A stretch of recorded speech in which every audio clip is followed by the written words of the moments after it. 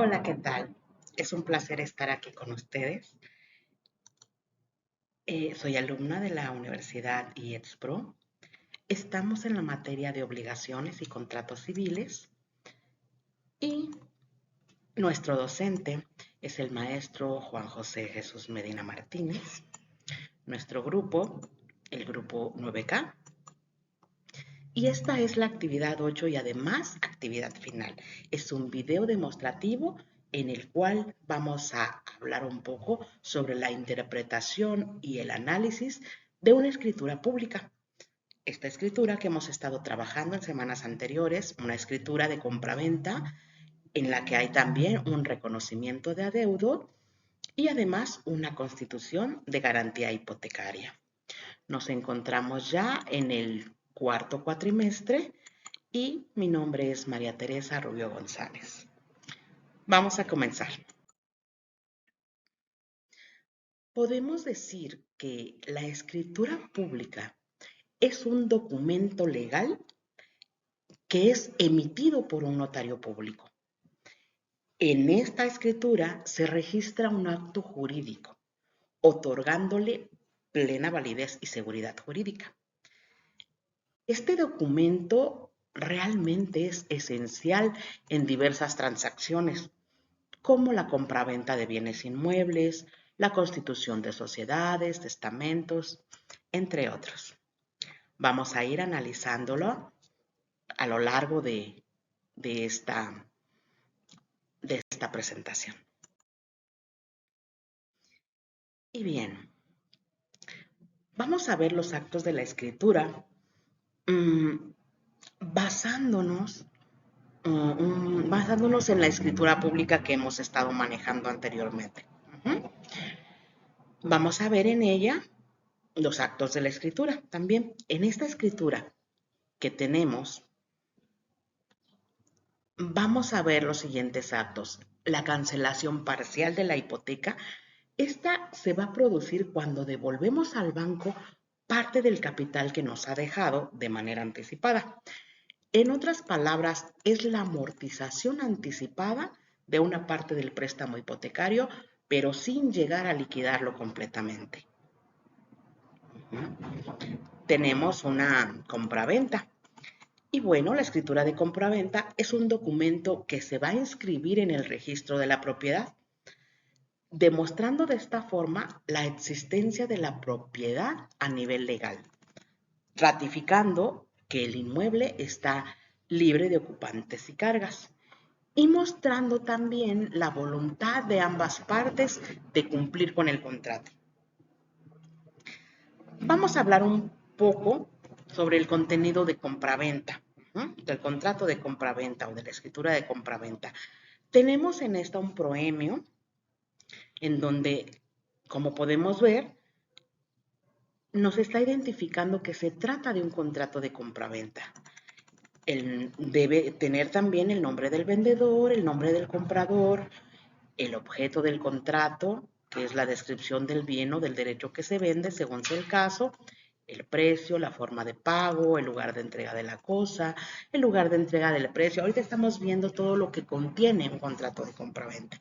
Los derechos y obligaciones del vendedor, los derechos y obligaciones del comprador, la jurisdicción a la que ha de someterse las partes en caso de una controversia entre ellas, el lugar en donde se está suscribiendo el contrato, la fecha en que se está suscribiendo, el nombre, la firma de las partes y, en su caso, el nombre y firma de dos testigos. En este caso, vemos en nuestro proemio, vemos el número de escritura, la fecha, el notario público, lo vemos en la parte de arriba. Y en el acto consignado y los comparecientes, vemos que tenemos un reconocimiento de adeudo. Este es un contrato que se suscribe entre un acreedor y un deudor, dando así la certeza de que existe una relación entre ambos. Además, podemos decir también que se trata de una manifestación de voluntad de parte del deudor para reconocer una suma determinada en carácter de deuda. Es decir, el reconocimiento de deuda es un documento que acredita que una persona debe una cantidad de dinero a otra. En otras palabras, permite al acreedor obtener un certificado que va a confirmar la existencia, la cuantía y las condiciones de exigibilidad de una deuda.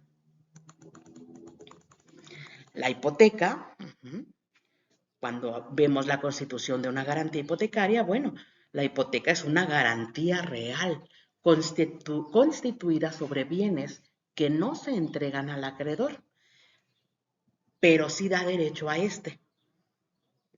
Sin embargo, en caso del incumplimiento de la obligación, existe la garantía a ser pagada con el valor de los bienes en el grado de preferencia establecido por la ley. Un contrato de garantía hipotecaria es un contrato nominado o típico, ya que actualmente se encuentra reglamentado en la ley. Es un contrato unilateral debido a que únicamente obliga al deudor hipotecario a transferir al acreedor hipotecario el derecho real de hipoteca con valor de garantía. El acreedor en realidad no contrae obligación alguna.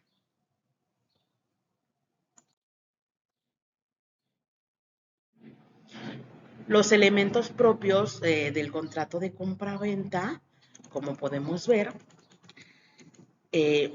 podemos distinguir entre los denominados elementos personales y los elementos reales, así también como los formales.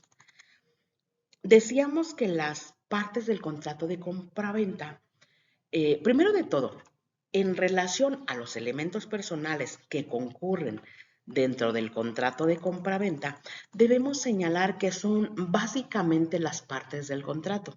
Esto es, el vendedor, siendo este el que se obliga a la entrega de la cosa, y el comprador, que es aquel que se obliga a pagar un precio por la cosa que se le está vendiendo. Vemos ahora la cosa objeto de compraventa, que lo vemos en la parte del medio de nuestra lámina. La cosa objeto, y nos indica incluso los metros, las colindancias. Y bueno, en relación a los elementos reales, debemos tener presente que estos son la cosa objeto de compra-venta y el precio que se paga por ella, es decir, la contraprestación, como podemos ver en el cuadro de la parte final. Es importante tener en cuenta que nuestro ordenamiento jurídico y en particular el Código Civil exige que la cosa objeto de compraventa cumpla con determinados requisitos de licitud, de realidad y de determinación.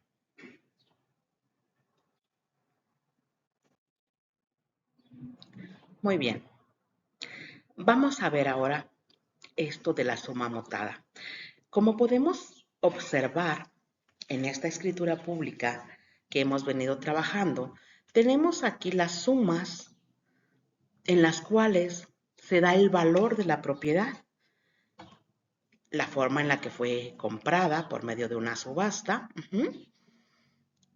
y al final ya la suma que nos queda como tal, por los intereses moratorios, porque teníamos estamos pagando una parcialidad de la hipoteca. Sin embargo, debemos recordar que cuando obtenemos un préstamo, hay una serie de intereses que se nos están acumulando, entonces siempre pagamos más.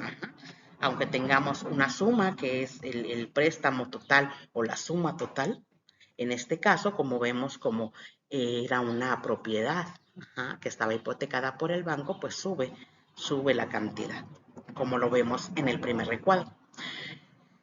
En el segundo párrafo podemos observar que hablamos sobre la mora.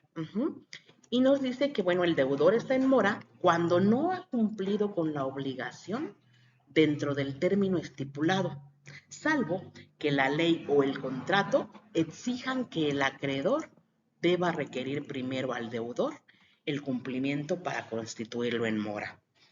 Como podemos observar en el segundo párrafo, nos habla de que se realizará el incumplimiento de pago o la mora a partir del día siguiente de la fecha estipulada para presentar el pago, para hacer el pago, el cumplimiento. Y en cuanto a la duración de la hipoteca, esta pues es el tiempo que subsista la obligación que garantice. Y bueno, la ley nos habla de que si no tuviera el término para su vencimiento, la hipoteca no podrá durar más de 10 años. Esto en caso de que no tuviera término. Sin embargo, en nuestra imagen, en nuestra escritura que estamos analizando, podemos observar que en el párrafo final nos habla justamente que la duración de la hipoteca será de 15 años. Entonces, en esta escritura en la cual estamos nosotros trabajando, existe una duración y debe ser respetada. Hablando de la Constitución Solidaria, nos dice que esta obligación es en la que concurren dos o más acreedores o incluso dos o más deudores, cada uno de los cuales tiene el derecho a exigir o el deber de prestar el objeto íntegro de la obligación.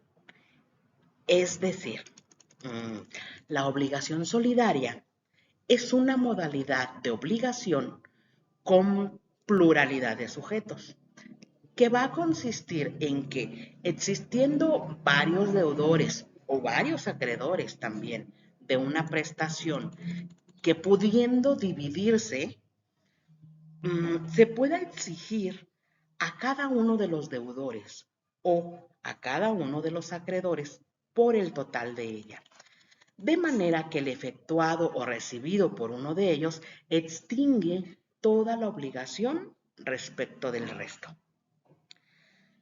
Y vamos a ver cuáles son las condiciones.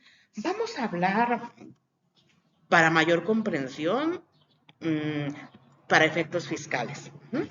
En efectos fiscales podríamos decir que la responsabilidad solidaria es la que recae en un tercero y que responde adhesivamente, ya sea por causa legal o por decisión voluntaria, la cual obviamente en consecuencia adopta fuerza legal ineludible. A pesar de ser voluntaria, su fuerza es legal ineludible en las obligaciones fiscales del contribuyente ante las autoridades fiscales competentes. En este caso, podemos observar en nuestra escritura, en el apartado 4, donde tenemos la constitución de garantía hipotecaria, nos habla o está constituida la obligación solidaria asumida por el señor C.G.M. Bien. Ahora vamos a hablar de una parte muy importante, la inscripción en el registro público. ¿Cómo debemos inscribir cada uno de estos actos que estamos haciendo, que estamos celebrando en esta escritura pública? La inscripción en el registro público, primero vamos a decir que es el procedimiento mediante el cual vamos a anotar en el registro público la información que identifica al acto, al negocio, a la resolución o a la diligencia judicial que vayamos a hacer. En este caso, nuestra escritura pública. Bien, vamos a ver cómo es este proceso de inscripción. Ujú. Quien tiene interés legítimo, o en el notario en su caso, se va a presentar ante las oficinas registrales con la documentación cuya inscripción se solicita y obtiene la boleta de ingreso del trámite. Ujú. El personal certificador del registro público va a revisar que estos documentos cuya inscripción se solicita, en este caso nuestra mm, mm, en este caso nuestra escritura, reúna los requisitos legales para el tipo de acto de que se trata. Además, también va a revisar los antecedentes registrales cuando aplique. Digamos que si el certificador advierte que el documento no cumple con los requisitos, va a notificar inmediatamente al interesado para que pueda realizar las correcciones que procedan y le otorga el término de 10 días hábiles.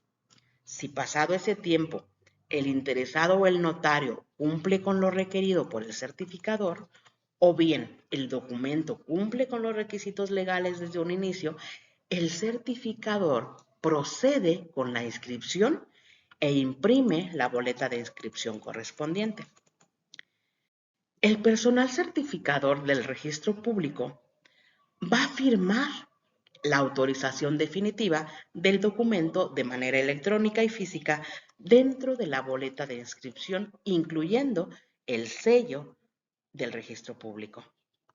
El interesado o el notario, en su caso, va a recibir este documento ya debidamente inscrito.